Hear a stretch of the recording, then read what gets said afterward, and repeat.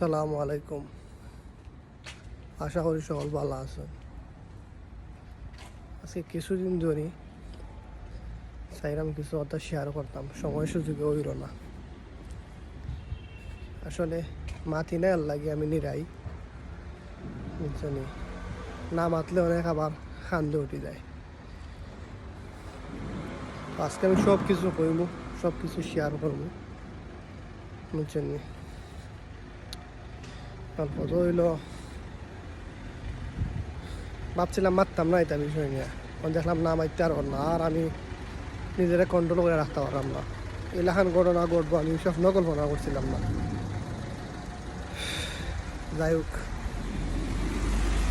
আসল কথা তাই। আসল কথা হইল ভাবছিলাম মারতাম না এটা, নিরে ছিঁড়ে বুঝাচ্ছিলাম, কিন্তু দেখলাম যে আর না মারতে পারা যাইতো নাই।